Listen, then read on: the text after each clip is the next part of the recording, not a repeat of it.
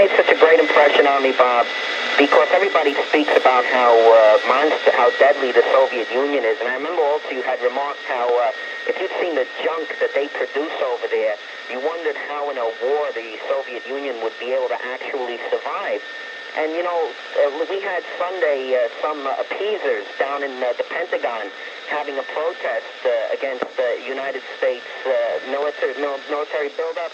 Well, you know, Bob, these whackers seem to forget that there's no counter-movement in the Soviet Union. That is, what kind of a nation, Bob, can't even feed its own people and yet uses all its industrial capacity to turn out weapons? The appeasers in this country, Bob, suffer from what I call the Munich mentality. Like the appeasers in 1938, they only see what they want and they only believe what they want. And the trouble in this country is we never seem to have any faith in our long-range goals. That is, we're always trying to do exactly what will make the Soviet Union happy. Where were the protests in the Soviet Union over that submarine that went into Swedish waters? Well, Frank, that's very good. But, of course, the protesters in the Soviet Union are few and far between, and most of them are either put in mental institutions or sent to some Siberian work camp. We know about Anatoly Sharansky. We know about... yes, and they're very few, and most of their protest is based not on countering Soviet foreign policy, but on asking for some very small, very minimal freedom, either to express themselves in an artistic sense, or to emigrate to Israel, or something of that kind. But Frank, what disturbs me, even beyond what you've just said, is that there's really no demonstrations in Western Europe, in the non-communist side of Europe, about this submarine. First of all, that's not true. Well, no, this is a rumor in the paper. Well, it's a vicious rumor. Tom Kane has, first of all, Tom Kane has not made any statement whatsoever about whom he would back for the United States Senate. Right, because they didn't mention This is a vicious rumor started by Mr. Kane's opponents. Oh, beautiful, beautiful. It's a vicious rumor. You know, that's why I'm glad I never really got involved in politics. It is so dirty. I know It is so dirty, so vicious. Sickening. Florio, I tell you, Jim Florio is one of the poorest losers I've ever... Here's a guy... You know, he reminds me when we were kids, a guy would bet you something, and if you won the bet, he'd say, well, 2 out of 3, 2 out of 3. Yeah, then you'd win 2 out of 3. Right. It's not. You'd win 2 out of 3, and then he'd say 3 out of 5, 3 out of 5. Then you win 3 out of 5, 5 out of 7. Here's a man who says he wants a recount. Yeah. And if he doesn't win the recount, he's going to go to court and ask for... Right. The military is... The president cannot bring back the draft, for your information. Only Congress can bring back the draft. Well, it should come back. I think we're in terrible shape. The reason it won't is because politicians love feeding at the public trough. With rare exception, they never resign. And because they love feeding at the public trough, and they know the American people have become so decadent, they don't really want to earn their freedom.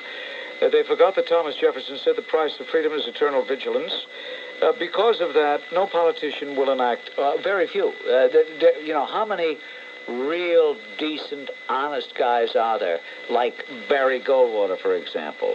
Probably the most maligned man in the American political scene in my lifetime. And yet, probably the most decent, honorable, correct person. The newspaper, the United States did not count its missiles which were on planes and on ships.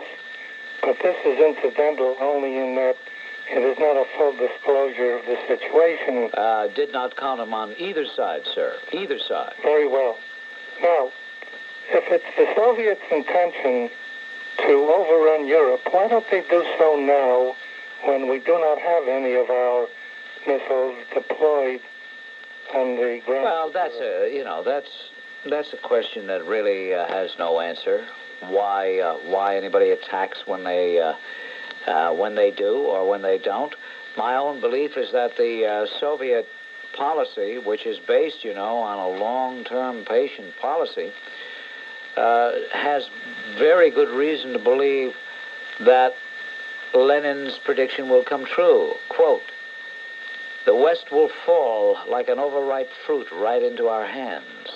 And the more evidence, and this is my opinion, sir, the more evidence we give that we have become an overripe fruit in the West, the more the Soviets have to believe that Lenin knew what he was talking about. It's my belief that there are many countries already who would say, but rather red than dead. In other words, they would not stand up to the Soviets. Holland comes to mind immediately.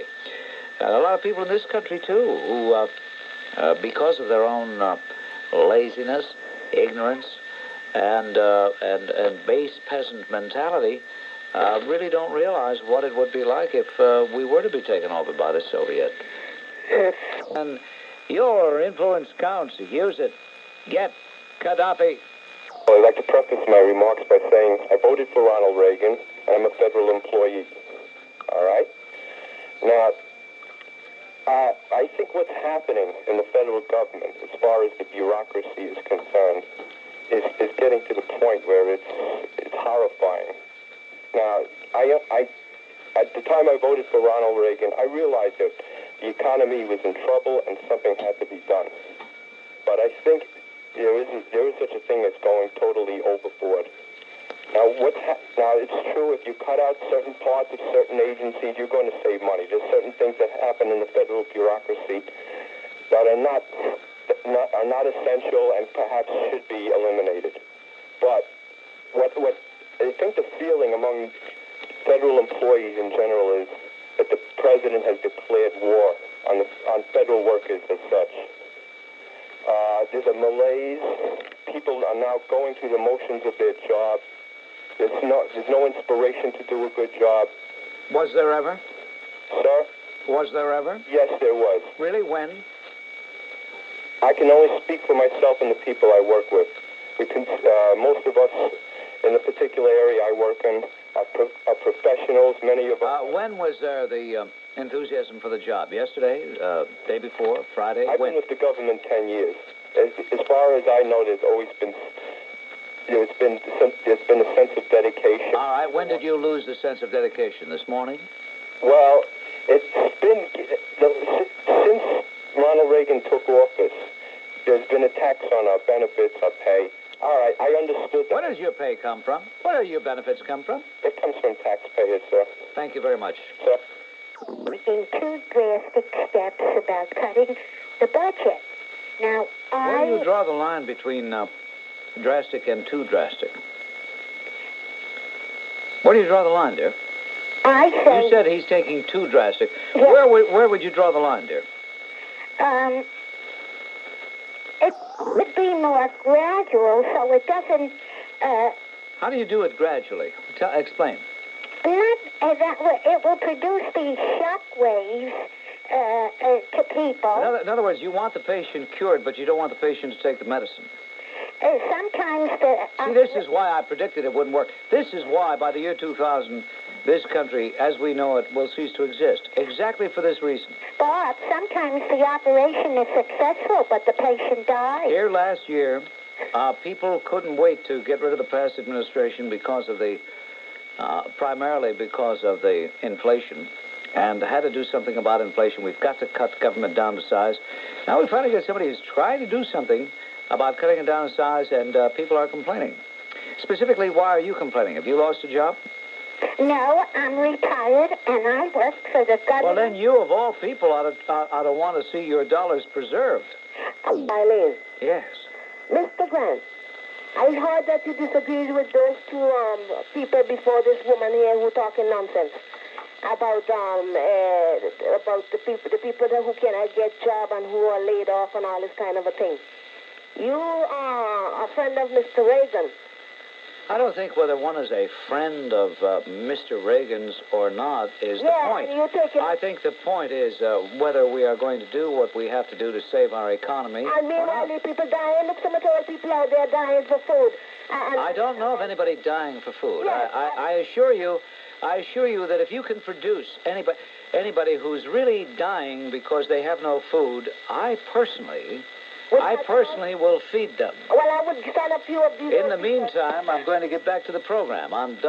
Yes. Yesterday in the Ledger, the Newark Star Ledger, there was an article about 144 New Jersey state employees that haven't paid their student loans. Yeah, right. And one of them is a deputy attorney general. Yes, Wonderful, right? Yeah. Well, you know, they talk about the student loan program as though it's some sacrosanct, as though it's etched in the Constitution, like heck it is. And so many of these leeches, of these chiselers, never intended to repay the loan anyway. And they just figure, well, let them come and get me. All the state employees are also on the $1 prescription for drugs. Uh-huh. They're needy. Yeah, that's right. The free lunch is over. I was talking to a woman off the air who called trying to get my help in finding a suitable place for her 24-year-old son to live. Yeah. And it turns out that he was on SSI, then they took him off. Now he's going back on SSI. And I asked, how come he's on SSI? Well, he's been into drugs. All right. Thank you, sir. To work in the school. All they have to do is to get up and go into the lunchrooms and look at all the food that their children throw out, which is free to them, that could feed a whole army on the other side. Avail themselves of a free breakfast and they throw it in the garbage. I mean, all these programs are free to them. They're afraid of losing all this. A few months ago, I had to go to the Board of Education. Why is it me or... please, in the control room, may I have your attention for just a moment? I want to ask, is it me or is everybody shouting today? I clean the wax out of my ears. Maybe that's what it is. Oh, they're all shouting?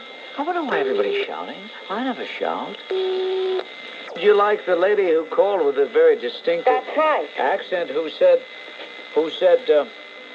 that people were keeling over because they couldn't afford food. Well, you know what you want to tell? I mean, I'd love to watch that. Yeah. That I'd like to see. Say, Bob, tell her to go to any public school. All right. Go to any public school. There. This most interesting shows you've had, and I tell you, I like the Bob Grant that talked to the first person, the federal worker. I love the interview. I think it was a classic. And I just want to illustrate something. Yes. Too many people, we workers who pay taxes, this is something we must understand. We feel that we don't participate in government. We talk about the government as though it were some entity out of space. Right, exactly. But we do participate when it comes to expenditures. You would think of sending your son and giving him money for something, and then he came back and said, look, I need 30,000 more. Here's the best illustration. All departments, they have not only homosexuals, but very liberal or people with pseudo-intellectual communistic who complicate. Holy moly, pseudo-intellectual communistic. There's nothing liberal about a communist. No, but as a matter of fact, the dummy liberal friends that I have only recently have learned that communism is anything but liberalism. Well, a certain Marxist, let's say Marxist tendency, where they feel, that criminals should be out on the street, All right, I'll accept that. I'll accept it, and I thank you very much. Wraps it up for today. It slams the lid on things for today until tomorrow. This is Bob Grant reminding you to stay tuned for special edition tonight. And if that lady's listening, get Gaddafi. It's incredible, ladies and gentlemen, absolutely incredible. How, in spite of all the talk and all the strong feelings on the part of so many decent citizens, how the judges continue to give lenient sentences, how the people are still making bail, no bail, out on parole. It just continues and continues and continues. Did you see where the Brinks robbery suspects, we'll call them suspects, will be proper here. I mean, not proper, will be legal. Even though they were caught with the goods. David J. Gilbert and Sam Brown, when they were arraigned on murder and robbery charges in the Rockland County Court yesterday in a hearing punctuated with bitter outbursts by defense attorney Susan V. Typograph. I've read some of her statements. I can't believe that this woman is an American citizen. I can't believe it. These two characters, Gilbert and Brown, are the first of the group of suspected terrorists to be arraigned in the Nyack massacre of two cops and a Brinks guard. And as you probably know, two others, Kathy Boudin and Judith Clark, who has asked for an abortion, and I hope they give it to her. They face arraignment today. They no doubt had their arraignment earlier, before airtime. The hearing was recessed over procedural points when Judge Harry Edelstein objected to radical attorney Typograph representing both of the accused, but then he relented. Now, Ms. Typograph, who is known as a radical attorney, complained that her clients had been beaten and intimidated and were being kept in isolation round the clock. Well, let's hope she's right. We've got to give credit to people like Judge Becker, who are so rare, but who could be the wave of the future for the judges that we must have on our bench. And I think that when you consider Judge Becker is very basic and very logical, you wonder what in the world the other guys are waiting for. What happened to them? He believes that the victim is the one to feel sorry for. He believes that society is the group to be protected. And I'll tell you, the best recommendation for Judge Becker is that the ACLU hates him. ACLU hates him as much as they hate me, so that ought to let you know that the judge is indeed doing a good job. First of all, Judge Becker, individuals who commit crimes like this, or any youth, I don't think we're dealing with the same kind of youth we were talking about 20 years ago. These are very hep, violent kids that know exactly what they're doing.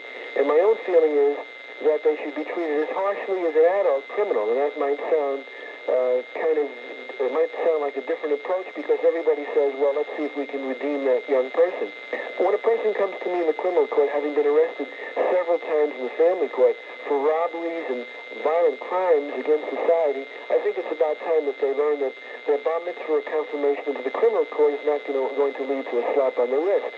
And they are a danger to society, and they have to be treated accordingly. The only difference I would suggest is while they're in, there be a concentrated effort to try to rehabilitate them. I don't feel that way when it comes to certain adults. They should be sent to jail to be punished. Every time I watch a boxing show on television, James Scott is extolled. He's been sentenced to life at Rahway State Prison. They talk about him being rehabilitated. I can't believe that the taxpayers' money is being used to make him a terrific physical specimen so he can box on prime time. And then we find out just 2 weeks ago in the conviction of 17 Muslims who were charged with $300,000 worth of armed robberies that the job was planned in Rahway State Prison by James Scott. So I believe we should punish the adults in prison, punish them, and as far as the youngsters are concerned, try to rehabilitate them. And one further point. The reason why I feel that way about youngsters is, and I've been asked before, don't I feel sorry for them? And my answer is, I feel sorry more for the victims who are usually 60 and 70 and 80 because the young people seem to prey upon the older people more than anybody else. And since they do that, they deserve to be punished too. Well, there was a bunch of liberal, bleeding hearts. watch your language. This is a family radio program. They are unbelievable. Decision came today in today's news. You mean Conviction of a convicted burglary. Convicted burglar. They overturned his conviction because his confession was spontaneous. Oh, what's that supposed to mean? Well, that's supposed to mean that the guy was either lucky enough or smart enough to blurt out a confession, and the arresting officers forgot to remind him, quote, of his rights, his constitutional rights under the Miranda decision. Oh, I see. And the fact, you see, as far as those judges are concerned on that court, the fact that the skunk was guilty and deserves to be put away for life is secondary to their own obsession with technicalities. It did the same thing on a rapist who was identified by the victim. Right. Witnesses. Right. He overturned his confession because his lawyer wasn't. Well, listen, pal, this is why I say by the year 2000, this country as we know it is all over. It's going to be a different ball game because because of a whole bunch of things like that. Somebody said the other day, well, what one thing is going to do it? It isn't one thing that's going to change this country. It's all of these things adding up. Right. Well, he's lost. That's why he wants to keep that murder farm around is beyond me. I don't understand. Yeah, but I want to bring the... Lyndon Johnson wouldn't get rid of Billy Sol Estes. Yeah. Jimmy, I'll never lie to you, Carter, wouldn't get rid of Burt Lance. And now, more importantly than supporting the president, the New York Post points out some of the villains in the piece.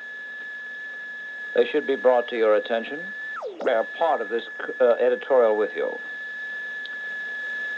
Congress regularly passes appropriation bills in October and November which ignore, for example, pay increases beginning the following January and for which it then seeks supplementary appropriations in March to make up for the apparent miscalculation. These maneuvers in total would have left Reagan with a budget of at least $10 billion over his September request. How modest can you get? There is ample blame to spread around. Blame Senator Howard Becker, Majority Leader who pushed through his pet projects to clone the Mississippi River with the Tennessee Tombigbee Waterway and the technologically outdated Clinch River breeder reactor costing millions. Blame Senators Bob Dole and Jesse Helms who brought in a farm bill $812 million over what President Reagan sought or the farmers need. Blame Senator Nancy Kassebaum, who got millions extra for export-import bank loans. Blame the liberals of the Northeast, including New York House Republicans, Green, Gilman, Horton, Mitchell, and Molinari, who joined the Democrats to approve a slew of big spending appropriations. Blame the enduring big spenders in both the Democratic and Republican ranks who combined to make a mockery of Reagan's revised September budget. All but one of the 13 major appropriation bills were brought in at least $1 billion more than requested, and in some instances $2 billion and $3.6 billion in excess of what Reagan wanted. The president's veto put the blame where it belongs. It identifies the real disarray in Washington. Let the Congress adjourn and give thanks on Thursday for whatever it is that congressmen and senators have to be thankful for, but let them come back in the first days of December and do what must now be done. The rest of us need offer them no thanks. It is just over a year since the people elected Ronald Reagan with a mandate for change. He has tried to deliver. It is the Congress which refuses to deliver. No matter how hard a guy tries, no matter how sincere he may be, you got the Jesse Helmses with the tobacco bunch, you got the Bob Doles with his farm subsidy bunch, you got the liberals with their pet welfare projects. On WMCA, Up the third lane on the Midtown Tunnel. it's the Gavones that pass the gas tanks. If they've seen the gas tanks 10,000 times on the 10,001st, they still go, oh, what are those big things there? What exactly is it a Gavone? Well, it's C-A-F-O-N-E, Cafone. Oh. But we're lazy, so we say Gavone. That sounds better. Okay, great. Thank you, Can I say sir. one more thing? At least got to where the mother farm take his money, but then had a... How long were you in that little stretch there on the LIE? Oh, well, I got through the tunnel very quick, but then there was some traffic up until those gas tanks. But it's the poor people trying to come into the city. Oh, yeah. Beautiful. They should all carry a copy of Dr. Zhivago and a flashlight, so they... Well, we can start off by honoring your suggestion with the name Roxanne Jones and the organization known as CIA, Citizens in Action, an organization that has prevailed in a very important case in which the government has tried to get a handle on the $11 billion drain, which is known as the Aid to Dependent Children program, where you have untold hundreds of thousands, yea, even millions of women, unmarried women, women who have had anywhere from 3 to 19. The one we have on record, 19 children. She is 38 years old. She has had her 19th child. She gets approximately $179.50 per child. And she lives with her great-grandmother, who is like something only 56 years old. I mean, if I were to burden the people with all the details of these cases, I don't know whether the audience could stand it. But Citizens in Action is the group that prevailed with Judge Lord the other day down in the Federal District Court in Philadelphia. And, the Reagan administration tried to cut back on some of these aid to dependent children programs, and where there was a spouse or man in lieu of spouse, the Mars program tried to get the payments cut. Well, guess what? Roxanne Jones, with some ACLU attorneys, went to Judge Lord. Judge Lord overturned the verdict, overturned the congressional action, and guess what? We still have to pay the full $11 billion tab.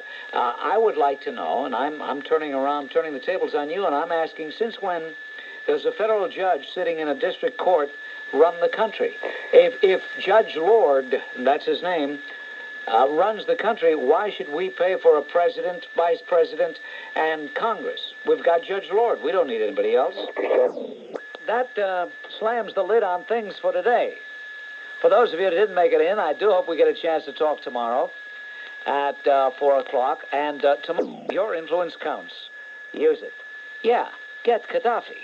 Lawless, sexist, racist. A former government official. Public assistance is outselling monopoly. A store owner. I urge you to refrain from carrying this game. A former New York City official. Invented by bigots. A dissatisfied customer. Well, we didn't invent it. Government liberals did. We just put it in a box. The inventors. The public assistance game, the hottest new adult game of the season. Hey, public assistance isn't a game. That depends on whether you're collecting it or paying for it.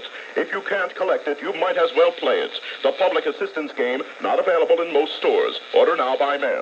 Send a check or money order for $16 to Welfare Game, Box 68, Collegeville, PA, 19426. Pennsylvania residents add 6% sales tax. $16 includes postage and handling. Order now to ensure Christmas delivery. $16. Check or money order to Welfare Game, Box 16. I'm proud of the fact I've been saying get Gaddafi since 1971. I'm proud of that. No. And, in another city, I was commended by the city council as a resolution commending me. But here in my town, where I work 5 days a week, I don't get the bupkis. Do you hear about the billion-dollar nightmare at HUD? Nobody talks about this. I don't know why.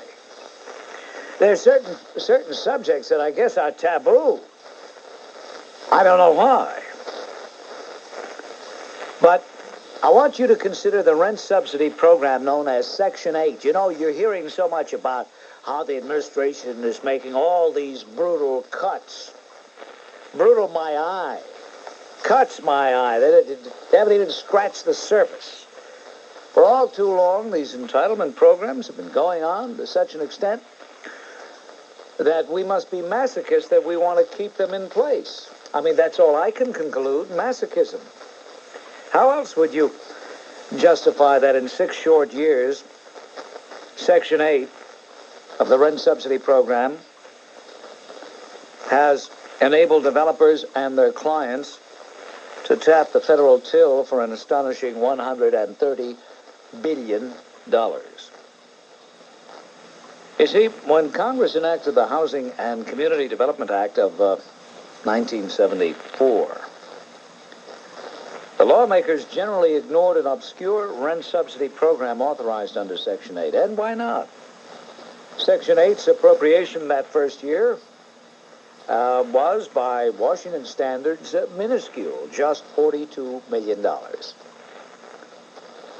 6 years later, though, Section 8 is raging out of control. The $3 billion reserved for Section 8 in the last budget submitted by the previous administration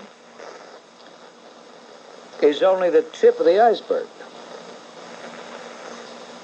And this administration is trying to put a dent in the Department of Housing and Urban Development's program, which will sign contracts, or has signed contracts, in fiscal 1981, obligating taxpayers to shell out $20 billion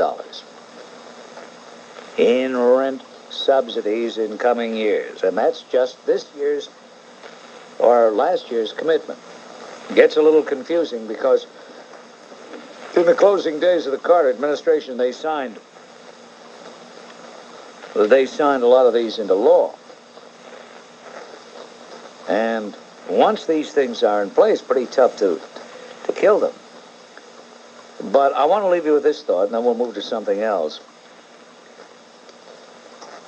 If we don't curtail Section 8's potential for profit finagling, United States Senator William L. Armstrong of Colorado, a member of the Senate Banking, Housing, and Urban Affairs Committee, says Section 8 is a potential bonanza for grasping politicians, influence peddlers, and other rip-off artists. Before it's through, this one provision of one act may cost taxpayers upwards of $600 billion. And then he sounds like Bob Grant when the senator says it's sheer madness. I want to salute a great citizen in just a moment. I want to salute a New Yorker. I want to salute a brave man. I want to salute a former police lieutenant, bus driver Charles Chiviello. Charlie, you're a great man. Retired New York City police lieutenant, driving a bus carrying severely retarded children to school. He was menaced by a hold-up man, some thug, some marauder, flagged down his bus in the Bedford-Stuyvesant section of Brooklyn, and waved a gun at him, threatened him. The guy gave him the money because he didn't want to get the children involved. But then later, when the gunman menaced him some more, he finally had to do what he had to do, and that was he shot this guy. Charlie's a good shot. All too often, these thugs survive and cost the taxpayers thousands and thousands of dollars in medical bills, and then thousands and thousands of dollars to have a public defender defend them. And then at best, if we're lucky, thousands and thousands more, a couple of 100,000 more, to keep them in a nice, warm, clean cell and 3 squares a day. With Rock Cornish game hens, don't forget, on holidays and Sundays. Charlie saved us who knows how many hundreds of thousands of dollars. Charlie saved us who knows how many further crimes, because he killed the skunk, shot him dead. Charlie, we salute you. All right, Trevor, this is... He was a predator. Amen. Okay, so don't say you hate to... Yeah, a man you hate to see lose his life, but this guy was not a man. This guy was a beast, a marauder. You know, even John Dyson admitted the other day at New York, his light punished people for doing business. You want to do business here? Well, we're going to punish you. So they moved to Connecticut. They moved to New Jersey. We can't compete. Lou Lerman, who wants to be governor, but I have a better chance of becoming governor than he does, because even from day one, I was more well-known than he is. Nevertheless, nice man, intelligent man. He says the only way to make any sense in trying to deal with the problems of New York is to try to bring business back. Well, that's true. But you have an administration which will be reelected in Albany. I must tell you, I call him as I see him, not as I want him, will be reelected. And that administration up in Albany believes that business is to be picked on. So it's county, sure, Nassau County, outrageous. But it's the whole state. Yeah, well, you know, for years... You hang around with it than I do. Vivek, did you ever do time? Yes. Aha. Yeah, and I worked and I did everything. I never got nothing for nothing, though, believe me. May I ask you another question? Yeah, why'd you do time, Vic, and then I'll decide whether... I broke a couple of heads. Huh? Broke a couple of heads. Who were they? People that we didn't get along with. I mean, anybody that I'd like? No. Oh, okay, then. All right. All right, the other question is... Do you still break heads? Yes. Because I want to get in touch with you. No, seriously. Now, wait a minute now. Yeah. Wait. pals. The other thing is, Vic, I find it very touching that you have this great concern for the reputation of New York City. Thank you. So I will give you a list of heads to break. By the way, the guy that swindled Lisa is a non-New Yorker. Capiche, I understand. Okay? All right, Bob. Thank you very much. Hey, I want that letter, Vic. I want to know where to get in touch with you. All right, dear. Vic, you know what? I give you the old schiaff. Okay. Okay? All right, Vic. Hey, stata corta, Vic. Okay, bye-bye. All right. That's what I want to do. I'm going to...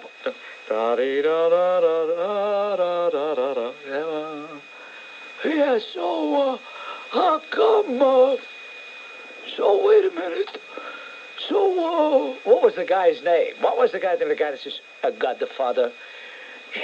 My daughter, Godfather, she was a nice girl, and this guy, he come up to her, and you know what he did? I have it on the cassette. I'm going to go home and watch it. I think he's going to... Let's start again. Stop your what? If he thought the Polish soldiers would shoot at their fellow countrymen. And his reply was, well, gee whiz, nobody knows. Look what the American soldiers did to the students at Kent State. Who thought that would happen? And I thought that was... Well, now, who gave that answer? The editor of Playboy, Mr. Barry Goldstein, I believe his name was. And I thought that was kind of an unfair remark. I thought a better answer might have been, look what the Russians have done in Hungary and Afghanistan by slaughtering, Well, the remark was idiotic, ill-founded, irrelevant. It was misplaced. And what happened at Kent State was a tragedy, but it was an isolated case where some National Guardsmen were chastised. It was not a mass-approved movement of the military, and it just confirms my suspicion that most people involved in publishing and broadcasting in America today are either lefties, pinkos, or dumb. Well, I had to drop my subscription. If you quote the man correctly, I did, sir. Then I think the man has exposed himself as being very naive, to say the least. True. Actually, that's true. So, she seems to have got the best of both worlds. She does. The only consolation that we will have when we are taken over is I just want to see the look on the faces of people like Jane Fonda. Yeah, really. And say, now what? And they'll, they may carry on a little bit, and then suddenly they'll be silenced, and they'll say, gee, we were wrong. A legitimate joke. Pardon? A legitimate joke from Poland. Legitimate joke. A legitimate joke. They asked the Poles, who would they shoot first if the Germans came from one side and the Russians came from the other? And the Pole says, no doubt about it, we shoot the Germans. Duty before pleasure. That's for tonight. For those of you who didn't make it in, do hope we get a chance to talk tomorrow. Stay tuned for a special edition, and until tomorrow, Bob Grant reminding you, your influence counts. Use it. Get Gaddafi. 57 WMCA. All right, there's a sickola out there with some kind of freakola. Sickola, mida freakola. Are you, I was going to say fakeola, but are you gay? No, I'm not. Oh, okay. Well, I do not understand all, but I do have... Because only a flaming fakeola would be so concerned over a person's attitude regarding the law. Well, let me... If I may, about John Leboutillier. How do you say that French name? Well, it's Leboutillier. May I? I actually felt that there was probably a great reaction about him being as your replacement that one day, and I believe no two people ever react in the same manner to any situation or person. No humble or meek he, I'm sure. He seemed to be a very promising politician, always speaking of his own party and the enormous work they have to undertake because of the malaise and the callousness of the previous administration. Actually, I would love to have seen Mr. O'Neill and Mr. J.B., let's say, in a debate. I feel that Mr. J.B. would come out like a drenched poodle, a French drenched poodle. I'm very appalled to see that a 28-year-old politician drags down a very esteemed and austere politician as Mr. O'Neill, and I really feel that instead of having mutual respect and esteem and realizing their problems together, this was to me an unnecessary thing. And believe me, I really feel that there are problems that have to be solved, but not stepping on someone else's face to do it. Well, then you don't understand politics. Oh, I do. No, you don't. No, ma'am, I beg to differ with you. You don't understand politics. Oh, I do. Otherwise, you never would get upset over the fact that a political person was being partisan, whether it be Le Boutelier against O'Neill or O'Neill against Le Boutelier. It's a tough political game. As your hero himself said to the president, this is the big leagues now. We play hardball here. Right. So Le Boutelier heard Tip O'Neill, and he's playing hardball. I mean, Tip O'Neill doesn't need you to defend him. Naturally. It's not that. It's not the point at all. He simply, to me, is a I mean, obviously, you agree with O'Neill's position, and that's your right. No. That's your right. But I think, look, ma'am, I think it's naive to even pretend that you're surprised that he's partisan. He makes no pretense at being anything other than what he is. He's a political person. He's a congressman, and he's not of Mr. O'Neill's party. And he will wait for the precisely right moment to ride on someone else's coattails. All right. Don't forget, he won. Hey, ma'am. Okay, never mind, kid. Also, I would like to say that Mr. Reagan is the best president we have had since Richard M. Nixon. Well, okay. Thank you, Max. I'll take you on... I'll just accept Max's call, period. I won't analyze Max and try to figure out that he's doing shtick or anything of that kind. By the way, we have a phone number. Is that New Jersey number working now? No. Okay. As soon as that guy... We have Stan Ogadowski, who climbs the telephone pole here at WMCA. Stan Ogadowski and the Dwyer brothers, Chick and Chuck. They work as a team. Chick and Chuck Dwyer and Stan Ogadowski climb the, what do they do? Climb the pole to see if it's not working. They blew out the lines on the John Scheuer program, I see. Or was it the Dr. Elise Goldstein program? Blah, blah, blah, boom. Anyway, don't try 624-6855. Please do not use 624-6855 until you are hereby instructed to do so. But Stan Ogadowski and the Dwyer brothers, Chick and Chuck, they've climbed the pole and they're fixing it. And how did it get into disuse? It atrophied. But your intelligence is exceptional. Why is it that everyone who wants to take issue with my stand on the intro 1142 feels that they have to tell me how intelligent I am, first of all, and then feel that because by their yardstick I'm intelligent, therefore the syllogism goes, since he's so intelligent, he should be in agreement that special legislation should be passed for homosexuals. I don't say that because By the way, sir, I think it's fair to ask whether you are a homosexual. I happen to be, but that is not my total point. My point is you mean to say that isn't why? That is not the reason for the inspiration for your call? If you... Now, do you expect us to believe that you're calling as an objective person who wants to have an academic discourse? Yes, I do. I think, sir, that if you really believe that, then you really think the people listening to you are very naive. I don't think anyone is naive, but I do think one thing, Mr. Grant. As long as you're calling me naive, I think you're very naive. Because How do you like that? He played one-upmanship. I thought he was naive, and he countered by saying, you're very naive. You're very naive for one simple reason. Now, what if I came back and said, yeah, well, you're very, very naive. And then you could say, yeah, but you're very, very, very naive. I wouldn't play that game. I feel that you're naive insofar as if you dared to carry on the way you did earlier this afternoon. Carry on? I object to you characterizing anything that I did as carrying on. You did carry on, because what you did to the first fellow who called on the subject, if you did that to a Puerto Rican, a Jew, a Catholic, any other Please don't hide behind honorable ethnic groups, please. Don't compare a group of people who are deviants, who are sexual deviants, with ethnic groups. That's not fair, sir. Mr. Grant, that is your opinion, but it is also the opinion of antiquity, sir. It is the opinion of antiquity. It is in the Bible.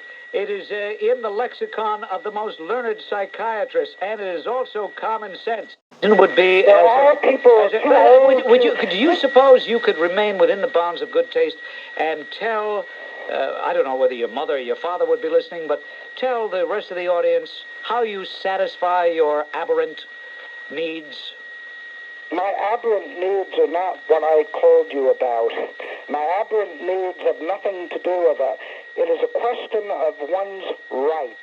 I think it's a question that you obviously have great guilt feelings, otherwise you would not have called. Isn't it interesting that neither yesterday nor today did I bring up the topic? However, I did respond honestly and openly to questions which were asked of me. Well, let me now, is the gay community, and I'll be euphemistic and phony like everybody else, is the gay community so sated with victory after victory, seeing the rest of society placate them, that they expect me to join in lockstep and appease a group that I don't hate, but on the other hand can't countenance? See, I don't hate you. I just say, keep your aberration to yourself. Mr. Graff called up and I said, I read in U.S. News and World Report that Secretary Haig and some of the people in our military and State Department have been saying, watch out for Nicaragua and everything. And, I don't know, maybe the American people don't listen, but do we want another Cuba? I don't know. I don't want another Cuba, and I'm willing to do something about it, And I don't want maybe a regime that'll be like Gaddafi, maybe more militant than Cuba in Central America, because I can You're probably too young to remember a reporter by the name of Matthews, assigned by the New York Times to cover the overthrow of Fulgencio Batista in 1958-59, and the coverage of the rise of Fidel Castro. Glowing reports. The Times exulted in the fact that Batista was overthrown. Jack Parr, things he did that I thought was idiotic was he went down, he interviewed Cuba's new leader, Castro, crying, weeping, and a lot of people were taken in by it, but particularly the New York Times and the so-called establishment liberal press.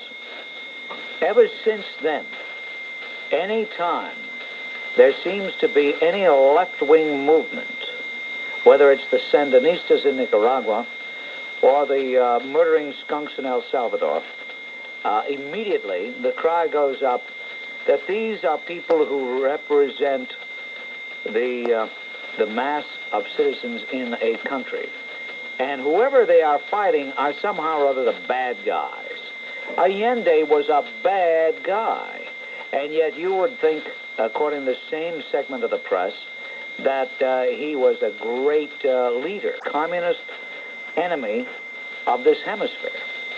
I don't want to take up too much time, Jimmy, but the fact of the matter is that the media is still enraptured with these lefties in this hemisphere. Why?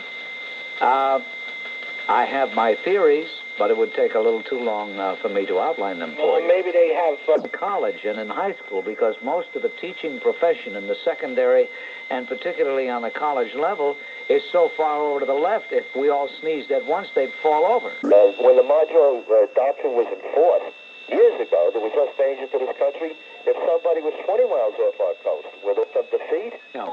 Well, I'm afraid I agree with you. Oh, no, we couldn't. Look, someone's going to think I set you up. Someone's going to think that I gave you the script, because I'm the guy who, for the last 11 years, has been saying by the year 2000, it's all over. That means this country as we know it will cease to exist. And it isn't happening overnight. It's happening gradually. And this is all part, not the total, but the part of the scenario is what you're talking about now. the lack of resolve, we are crippled immediately by academia and by the press. I mean, anytime any leader, any political figure, any personage talks about asserting our necessary rights, asserting our posture, not to be bellicose, not to be imperialistic, because we've never been an imperialistic nation, but in trying to assert ourselves in terms of defending ourselves and in terms of not allowing more of the world to become inimical to us, that person is blasted as a jingoist, a warmonger, a troublemaker. It's extremely difficult to keep your head above water when you maintain that posture. When you have a press that immediately, I mean, you just follow the New York Times party line. Just follow it. It's fascinating how any time we deviate from an extremely passive posture, immediately, whoever, whether it be the Secretary of Defense, Secretary of State, the President himself, or anybody associated with the administration, he's immediately blasted as a troublemaker. Very rarely do they really put the blame where it belongs. It isn't that the Times is communist, certainly not. The Times is guilty of the same convoluted idealism that a lot of people are guilty of. And the ironic thing is, when it's all over, they'll be the ones protesting most loudly, saying, what the heck happened? How did we lose our freedom? I couldn't help but left solution for that. We couldn't get rid of Jimmy. Carter Pass. The Japanese have scored another economic victory over this country. How the, with all due respect to Barry Farber, I think we could not refight World War II. We do pay tribute to the Norwegian underground, of course, and the Hungarian freedom fighters, and to General Chetnik's Yugoslav fighters. And we do pay homage to Danzig, which is now called Gdansk. Nevertheless, if you want to talk about Herbie is persona non grata. Helmeten unions we have, some of the most, I believe, narrow-minded unions that we have, narrow-minded to the extent that they really don't care about the rest of the country. They don't. They're very self-serving. Would be those arrogant people who make up some of the unions you're talking about. These teachers who claim they believe in participatory democracy would be against initiative and referendum. What are they afraid of? That's the biggest lobby in Trenton, $10 million lobbying effort against us. Well, let's hope that now that a certain individual is leaving, although his name will probably remain in 5-foot blocks on a building. That's right. Maybe a little common sense will come back to Trenton. Who knows? We think so. What does devam actually mean? I mean, what is the actual translation? Does anybody know? Mort devam. Know what, sir? The Irish were unsympathetic to the Germans. Sir? They were sympathetic to the Germans and the Germans' ideology of destroying of Holocaust. So this is the impression any outsider would get from this woman said and from what you said. Too bad you didn't call Bob Grant a few years ago. You really would have got blistered. But that was then. This is a different period, and we're wearing a different hat right now. We've replaced the horns with the... What am I wearing here? Oh, a halo. Hello, everybody. Hello. Well, That's me. Until tomorrow, Bob Grant reminding you, your influence counts. Use it. Get Gaddafi. And when you yelled, get off the phone, you creep. Well... When you did the Ed DiBenedetto sobriety tests and stuff like that. Have a few laughs one day. Well, we can't dredge up those tapes because they were confiscated. Were they really? They were confiscated by the nice squad. They have a squad of people walking around in white suits and white hats and white hip boots. And they wanted to make everything nice, and they came in singing, "When you wish upon a star." And they destroyed all the tapes. Really? Oh, that's terrible. All except one. Irv, put that tape on. Irv Brodsky, our gentleman of distinction of the controls, does have one taken from a broadcast March 2nd, 1974. March 2nd, 1974. And he's going to roll the tape right now. The tape may be a little scratchy, but, the quality may not be good, but this is a tape. This is not me talking now. Heavens to Betsy, I wouldn't say that in the year 1981. Play that tape, Irv. And Fillmore, get off the phone, you creeper! Put it over down your breath! That sounds terrible. Yeah, I know. That's terrific. That's terrible. Good heavens. How would a talk show host actually say that over a public radio station? Oh, of course not. Of course not. I can't believe that. That just before you came back on the daytime again, on the Barry Farber show, the last week of his show, there was a woman who came on and did the greatest Bob Grant imitation I've ever heard. What happened to your famous stockbroker with Pete Green, Studebaker, and... Oh, David Hazarai? Yeah. Well, he's still swindling people. He's still cheating people.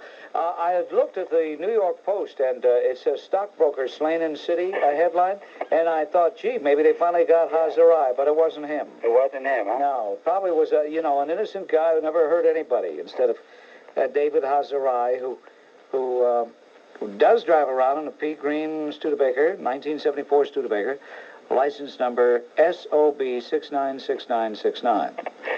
And if anybody does see him, Commissioner McGuire says it's all right to run him over. Let's see. Oh, yes. Get Gaddafi. Look, Valenza is under virtual arrest, and why should anybody be surprised? There are some other reports which say that his spirit has been broken, that he has been weeping. There are other reports which say his spirit has not been broken, and it's a bit difficult to sit here in New York City and tell you with any certitude which one of those reports is correct. We can only sometimes go by instinct. The other day when it was denied that Luck Valenza was being held, my instinct said, and I reported to you over the air, that he was being held, that he was under virtual arrest, and that has been borne out.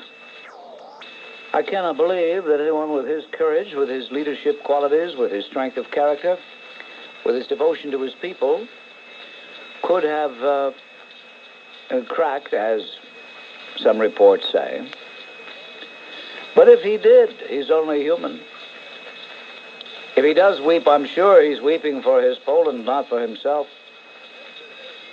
Indeed, we all should weep for Poland, for Czechoslovakia, for Hungary, for Lithuania, for Latvia, for Estonia, for Romania, yes, even for Bulgaria. These are nations that have had an iron curtain slammed on them because of the perfidy of Yalta, and with the exception of a few rays of sunshine which came in through some cracks, have lived in the darkness of totalitarianism, have been prisoners of the legacy of Joseph Stalin. The Golan Heights, I believe it was a deliberate provocation to Hosni Mubarak, the president of Egypt, to sabotage the Camp David agreement before Israel had to return Sinai next spring. And I agree with Congressman Pete McCluskey that we should cut foreign aid to Israel, because otherwise we'll be showing tacit agreement with the annexation. Why else would they do it? At this time, why else would they do it at this time? That is the most troubling part of the whole question. You see, I laud the annexation of the Golan Heights for one very simple reason. I don't claim to be a military expert, but from what I do know, Israel would be vulnerable if those Syrian skunks ever took control of the Golan again, because those lousy Syrian no-good skunks, you know what they do every time they get a hold of those guns up there in the Golan? They start shooting kibbutzim. Somebody's plowing a field in the fields of Sharon, and boom, they start shooting them because they're no good, lousy skunks. But this is a telephone talk program. That is to say, we take phone calls. I mean, you know, somebody said to me just before I went on the air, don't be uptight. Well, I don't know what that means. I don't know what, but I was uptight about a lot of things. I wanted to get out of my system. I wanted to have a machaya. What does that mean, a machaya? Well, that's Sicilian dialect for you want to get a lot off your chest, you see. And I thought, well, if I get everything off my chest that I want to say, because something that I saw in the news was disturbing me, I may get some people nervous. Will get a lot of people all buzzing and calling the program. So instead, I just addressed myself in a rather low-key peroration. Unfortunately, the people in this great tri-state area are such that they don't like a low-key approach. They just don't like a low-key approach. They want a guy jumping out of his skin, that's all. You're a WMCA. Idiotic Gabon dialect, which means, don't embarrass me, shkumbari. Forgive her, Lord, for she know not what she say. When we'll be looking for you at 4 o'clock. Stay tuned for a special edition. Until tomorrow, Bob Grant reminding you, your influence counts. Use it. Get Gaddafi. We had some ugly callers, and of course, I cannot guarantee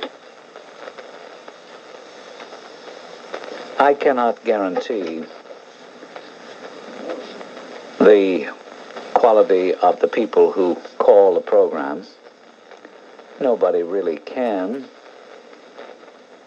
And there are those who say they like the mix. They like some of the profound, some of the very decent, some of the very courageous, some of the very giving, wonderful people who call. On the one hand, the vast majority of those who are somewhere in between, and then even the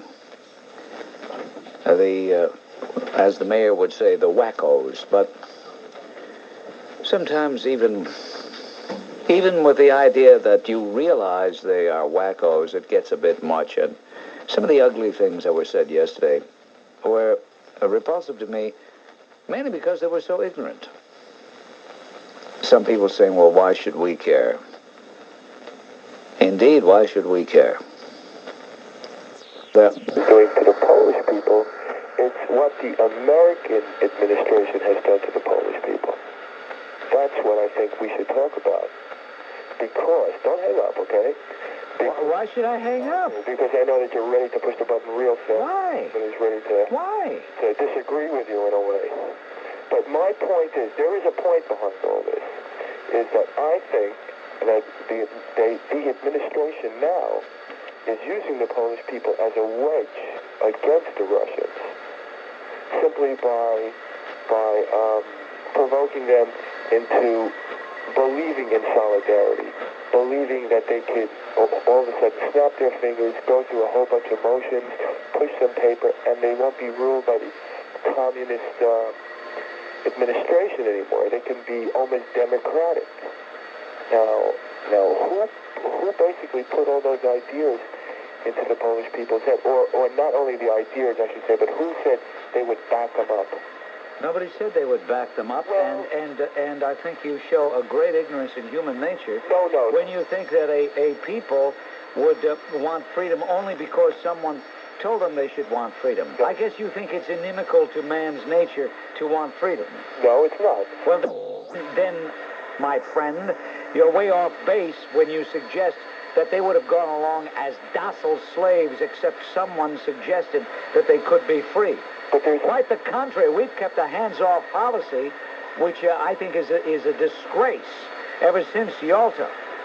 Thank you, Mitch. Terrible. It is the reason that by the year 2000 it's all over. It is. It's as though a good segment of the world had taken total leave of its senses. And you know, I despise Western Europe and the rest of the world, because they are the supreme cowardly hypocrites that are guilty of what you just said. And where is their outrage at this? No. But when I was in Europe in 1968, and I was in many different capitals, I saw demonstration after demonstration. Americans out of Vietnam. I was constantly in positions of having to defend my country, and that's one thing. In my opinion, what they're doing is they know that they can get away with picking on the United States, but they can't get away with picking on the Soviet Union. One-third of the American people believe that Solidarity was to blame for the crackdown, and that the Solidarity Union has gone too far for asking for free elections. And I just think that one-third of the American people, forget about Western Europe, and one-third of the American people believe that Solidarity went too far by asking for a free election in the country, and I don't know what's going on anymore. Well, Eric, you've got it. You just hit it right on the button. It's like a slave is the reason for the problem because he asks his master to loosen his chain. And that makes him a troublemaker, you see? And the news isn't, the news media is also reporting that the United States really cannot do anything, even if it wished to do things. Oh, no. We have been rendered null and void. We are impotent. The word nuclear, that's been... The American press has taken that option of even talking about it away. Forget it. Well, maybe it's about time that it's high time, as a matter of fact, that the American press doesn't have the political clout and stature that it has in effect. Well, the way you can change that, there's no way you can change that. CBS, ABC, NBC, certain print publications, they really run this country. It doesn't really make... Oh, we have a minor shift in emphasis in Washington because we have a conservative person succeeding. I don't know what the heck he succeeded. But anyway, that's all relatively minor. The real important people are the Diane Sawyers and the Tom Brokaws. And they're the important people. They can decide, they and their bosses, the editors and the owners, they can decide how much emphasis they want to give to supporting a tough stand or not. And they choose not to. I mean, you know, someone might say, gee, Grant sounds a little extreme tonight. I've been doing a lot of thinking about it, and I've been watching an awful lot of television news and so-called documentaries. And I must confess, the people who've been hocking me for years that there's a bias, doggone it, they were right. All the three networks don't get together in a boardroom every morning. It's just that they're of like minds. They don't have to get together in boardrooms. Press that counts, the New York Times and the Washington Post. Yeah, well, the New York Times lauds anything President Reagan does if it suggests that we are going to be very soft on the Soviets in the arms talks. If the president sounds like we're going to be soft, then they laud him. Suddenly he's a statesman. But if he sounds tough, then he's a jingoist, and he's reverting to right-wing rhetoric. Okay, Eric. Are you there, sir? Oh, hello. To be outraged, to issue denunciations from all of their leaders. I want to see massive outpourings of indignation in the streets. I want to see the same type of demonstration that they showed a couple of weeks ago when they were protesting what they felt was America's nuclear policy. Is that asking too much, Frank? No. Thank you. Look, hello? Yeah. 2 years ago, like now, they said then, put all the pressure on them. They're still there 2 years later. So what is there outside of an all-out war? Okay, you're right, Frank. Okay, Frank's right. Okay. So long. Dummy. I'm getting tired. I don't want to sound like a martyr, please, because... I know. But I'm getting so tired of, a war. And I don't mean a nuclear war, but a war, a conflagration in which my nation went all out to win and the enemy went all out to win. That I can understand, as idiotic as war is, and it is idiotic, I can understand. But we're being bled to death little by little. And here the world knows the Soviet Union is no good. The world knows the Soviet Union is an imperialist power.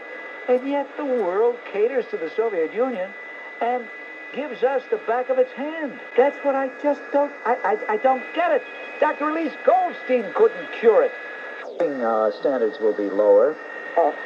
You will not... Why? Because the fact that in order to cater to the worst elements of the human behavior, in order to cater to the stupidity of people, politicians will continue with entitlement programs that we can't afford. We will keep a false escalator clause in the Social Security payments, which we can't afford. The poor working stiffs of that day will be paying most of their money now in taxes. They won't see most of their money. It will be confiscated at the source, as it is now, but in far, far greater numbers. Travel will be severely restricted. People will no longer be able to travel the way they want to for legal reasons, but economic reasons they won't be able to. The various highways, roadways, etc. will have deteriorated. We have far too many groups in this country who demand that things be done their way. We have the anti-nuclear groups, we have the environmental groups, and all of these groups will be tugging and pulling. I'm condensing this. I really should put it in a book. All these groups will be tugging and pulling. The only politicians who will be getting elected by that time will be ultra-socialist types. And by about somewhere in the 1990s, crime will have gotten so out of hand that people will actually want certain elements of the Constitution suspended. And we will have to do that. In effect, whether by law, whether de facto or de jure, we will no longer invoke the Constitution of the United States. Now, for those of us who despise the ACLU, that will be an empty victory, because we'll have a fascist-type state in this country. Some people may say it's a contradiction. On one hand, I'm saying it will be socialized. In other words, and on the other, I'm saying fascist. Well, the two are really the same. There's a welfare state in a democratic socialism, and then there's the other type, which is what we have in the Soviet Union. We will be more like the Soviet Union. That's going to be the great irony. In Poland. He never said that. No? What he said in a debate with Jimmy Carter was that Poland was not under the domination of the Soviet Union. That's what he said. Oh. Well, isn't it? No, it's not the same thing. It's just as idiotic, but it's not the same thing. Came out of Syria not too long ago. It said that even if denies the right of Israel to exist, then Syria would never do that. Now, of course, never is a long time, and where is it written that Hafez al-Assad is going to remain in power forever? Sooner or later, that skunk will croak one way or another. That's very true, but then he it's going to go down the drain with all the opposition against it. You know, if I had a gun and one bullet in it, and Assad and Gaddafi were standing side by side, I'd be very tempted to put that bullet in Assad's head. Well, I'll take the other one for Gaddafi. His fingerprint in Italy many times. Yes, he does.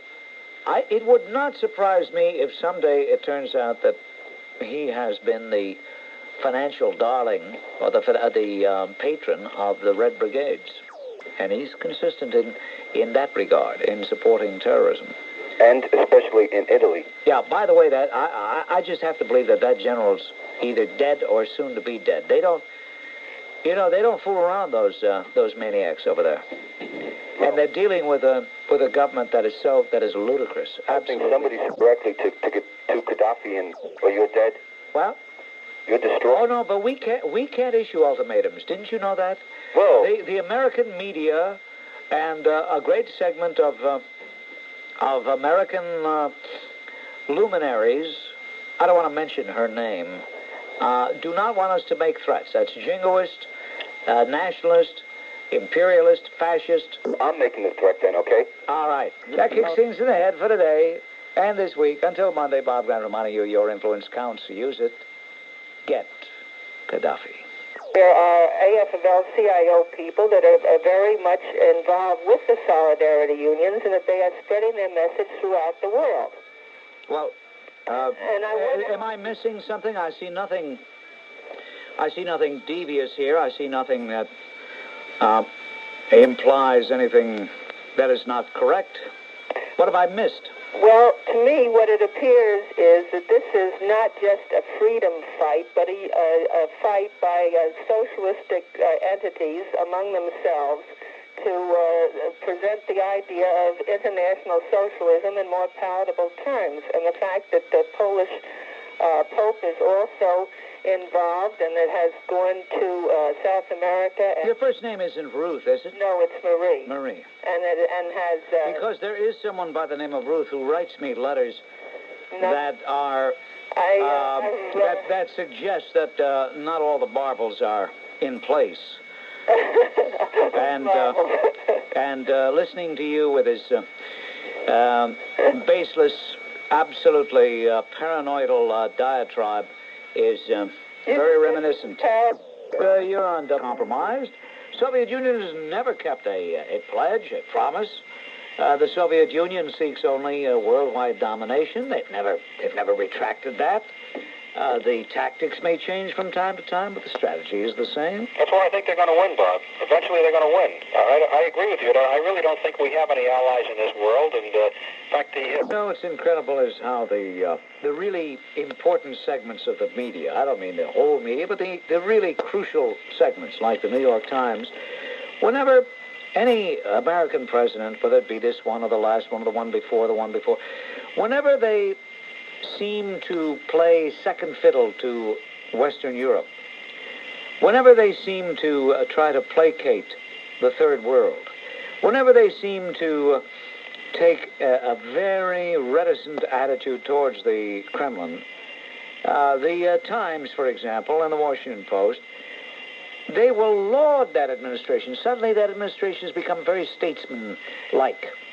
But whenever, God forbid, whenever an American president, speaking perhaps out of frustration, talks about the need that maybe America will have to chart its own course, then that president is a jingoist, a nationalist, immature, and all the other pejorative terms that they like to use. So they train the administrations, Bob. They terrify the administrations. They terrify administrations on the one hand and brainwash the 800,000 people who read them every day. Plus, you got to remember, the people who read the Times are the people who themselves go on the air.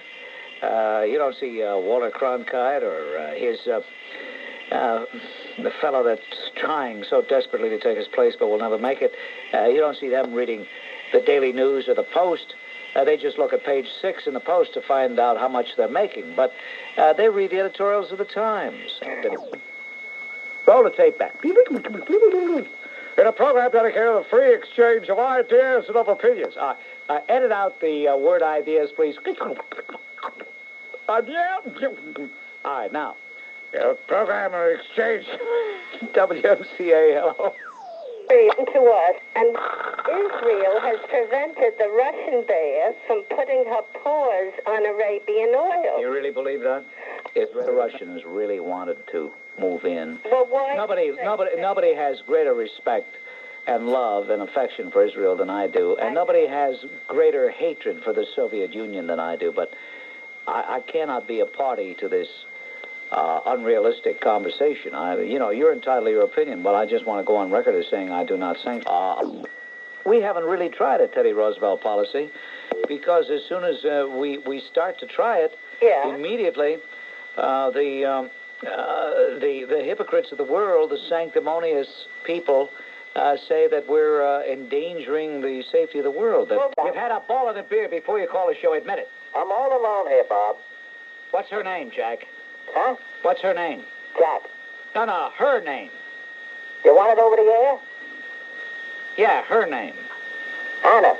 Okay, all right. He's with his gumad. Everything's cool. Go ahead, Jack. Yeah, that's I spoke to you once before. Oh, of course. Jack spoke to me once before from Rosedale. Jack of Rosedale. Okay. Hey, did you see where this millionaire dumped Anita Bryant? Yeah. I mean, people are talking about Poland, the Golan Heights. What about the important news that Anita Bryant has been dumped by the man she hoped to wed, and it was left to a messenger to bring her the news that her millionaire love, Larry Striplin, was marrying another woman. I saw the picture of the other woman. No wonder. Wow. Hey, Bob? Yes. Bob, I'd like to speak to you about General Patton briefly. Wait a minute. Is this Ray? Yes. You're persona non grata, Ray. On Hey, look, it sells publication. What do you want? But what do I care? What do you want, Rod? You want something? Here's a guy, he's got spielkes from the minute we get on the air till we get off. Who cares whether there are personal changes in Charlene Tilton's life? And I guess one thing is for sure, and Jeane Dixon didn't predict this, that we're going to be inundated with Brooke Shield photos. You know what? She's only, 16, 17? I'm tired of her already. I never thought I'd live to see the day that I'd want to see Bianca Jagger back, but I do. I mean, Brooke Shield, I'm just tired of her. Muammar Gaddafi, she says he'll learn a violent lesson. Goldie Hawn, who cares? Who cares? May sever a romantic relationship. Who's Tom Wopat? Who the heck is he? Faces danger of driving accident. Who is he? Somebody's chauffeur? Here's what she predicts for Rona Barrett. Wait a minute. Did I say Rona Barrett? And I have my mother's photo in my wallet. First Lady of TV News. That's all it says. First Lady of TV News. Dolly Parton may divorce, and despite regrets she could find new love, her looks may change, too. Thanks for the memory. No, that's a Bob Hope theme. Bruce Jenner's new challenge. Inflation beaten back. Glenn and Tanya on again. Is that Glenn Campbell with that girl that's young enough to be his granddaughter? I don't get it. Well, it sells. It sells. That's what people want. That they completely ignore the Soviet-Syrian annexation of Lebanon, the only Christian democracy in the Middle East. The Soviets, through their proxies, the PLO terrorists, and the Syrians have turned that country under captive terrorism into a nation of rubble. Defamation League should keep your hoodie broom away from the TV cameras and get begging. What does she say? Keep what away from the TV cameras? She screamed so hysterically. The Anti-Defamation League should what? She blew her whole thing there in her excitement. It's like someone who's going to throw some excrement on a wall, and she was so excited. She wanted to throw it on a wall, but yet again, she didn't want to let go of it either. She likes it. It's part of her. It's her. WMCA. Great ally of us. What has she ever done? Did she help us in Korea? Did she help us in Vietnam? Did she help us in Iran? You understand what I mean? Yeah, I understand. Well, just a minute now. We gave Israel $58 billion from 1948 up to today. We're giving Israel an aeroplane every 5.5 days. You know what I mean? And why don't you mention Reagan? You mentioned the White House and the State Department, but you never mention Reagan. You say some fellas from the State Department. Reagan is the one who gave the UN order to say that Israel is no good. He can't order the UN. I wish an American. He's got a woman down there, ain't he? I wish hasn't he got a woman down there? Yeah, he's got a girlfriend down there. You know what? You're really a weird guy. He's got a woman down there. On WMCA, we're forging ahead. It's a good thing he didn't call the old Bob Grant. Oh. Woo. My name is Joe from Jersey, and I'm a 27-year-old professional. Yes, Joe. What I'm calling... Hey, here's somebody under 80. Let's celebrate. Yes, really, Joe.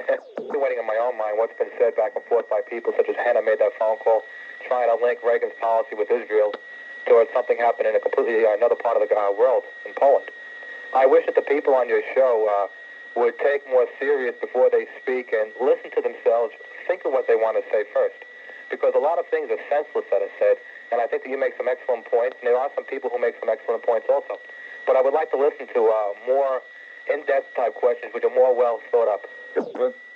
When we open the phones in an open forum, and all a person has to do is express an opinion, and as long as they're not one of the 2 or 3 persona non gratas or violating the 7-day rule, there are no really qualifications other than that.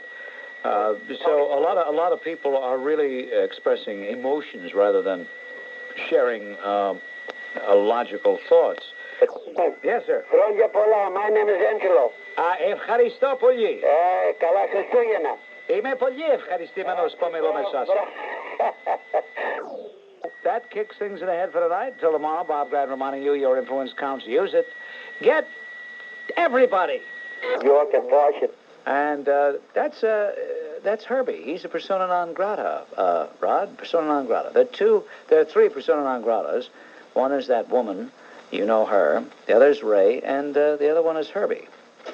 CA, hello, move. You know, it's so silly. We have a setup of numbers. The when all you people call, as you are doing now, like it's going out of style, it's amazing. What's going on? I mean, gee. Like you're calling, and we put up numbers so that I know which one to take next. But wouldn't you know there's always some object in front of the numbers. One day it's a no smoking sign, the next day it's a microphone. It's always something. So I just, instead of waiting, I just got up, walked over to the other side, and moved it. All right, you're unimpressed. With all the things we could talk about, I'll talk about something so very Mr. Lewis, you're calling to say that the Poles deserve what's happening to them because of... Wasn't that terrible? Yeah, but I only have one answer for them. That's many of the people who are being tortured today. Many of the Solidarity members and just average Poles who work in the shipyards and in the coal mines. They're in their 20s and their 30s. They weren't even around in the... I know. And the callers were screaming for their deaths. They sound to me an awful lot like the Nazi murderers who did their relatives in. No, I think, hatred, whether it's directed against one group or from one group, is ugly, really ugly. It's blind, but I must tell you, I have discovered in the past week a residue of hatred for Poles on the part of Jews that I knew it existed, but I didn't know how deep. His wife is about to become a widow. Yes. Considering the Red Brigade is funded and trained by Gaddafi, what do you think the United States ought to do in retaliation? There's very little we can do. I mean, if... isn't it a sad state that, this happens? It's so frustrating, What do we do? Why do we let this cancer go on? I mean, it's insane, Well, but it's a different world, we're told.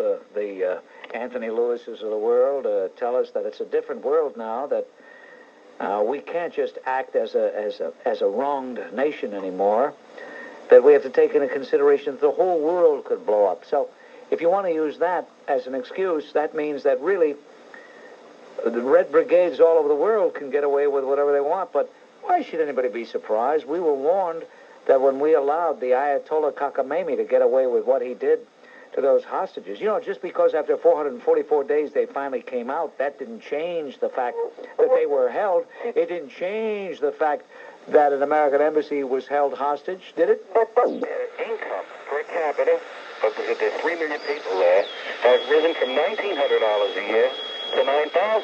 Well, that's because of the oil prices, the OPEC oil prices. Well, I didn't want to go into, I understand that, but everybody is getting, not just the super rich, like with Reagan's tax cut, for an example. So I have a suggestion to make, and I want to see what you say about it, and it'll help both countries. Why not ship Reagan over there, if this could be done, let him be the president of Libya, and let Gaddafi... And there was something not quite right about this Sikola. Rod Ross, our producer's looking at Erwin Brodsky, our engineer, saying, well, what the heck was all that? Not even worth 2 seconds of our time. Nothing come after me. I'm ready for him because I have a lot of pals in the area, the great tri-state area. And you know what? Maybe that's the way to get Gaddafi. Have him come after me, and Needle Nose Minaj and Company will get him. Leave what you got there. Well, I have here a tray of pasta chota, cannoli, cannoli. Yeah, and various, even some of these, these little eclairs, Italian eclairs, and ladies and gentlemen, I must confess to you that while Mr. Scheuer was trying to salvage what's left of the United States economy and preserve your financial integrity, those of you who have still some financial resources, while Mr. Scheuer was dispensing his wisdom, I was trying to dissuade him by importuning him to take a taste of some of these pastries. And he said no. The audience, my callers especially, are so better prepared because they have their psyches straightened out by Dr. Elise Goldstein, and then they have the financial portfolio straightened out by Dr. John Scheuer. And then they have themselves straightened out by Dr. Robert Grant. What's the chota, John? These who are putting their money in IRAs, by the time they retire, they won't have any purchasing power. I see. What will you have? You're retired? I must expose yourself as not playing with a full deck, and I'll tell you why I say that, because you said you bought something for an IRA. Yes. I still have them. How old are you, ma'am? I am 61. Ma'am, for your information, we cannot accept what you've been saying. It doesn't add up. No? And with all due respect, ma'am, with all due respect, ma'am, I kind of think you're having a little fun with us. No, I'm not. I'm not pulling anyone's legs. All right, fine, ma'am, I'm going to let you go. I'm going to let you go, and you can thank your lucky stars you didn't call me a few years ago. Okay. Thank you. Benevolent Bob. She got the San-Fries Bob. The nicer, much more popular Bob. Well, then, since you feel so sure about that, I'm sure you're going to clean up on... you won't have to worry about paying the VIG or anything like that. You'll call Paul Needlenose and the Nudge and clean up. Well, I'm not... 16 to the head for today. For those of you who didn't make it in, do hope we get a chance to talk tomorrow. It's top of the hour to get Gaddafi.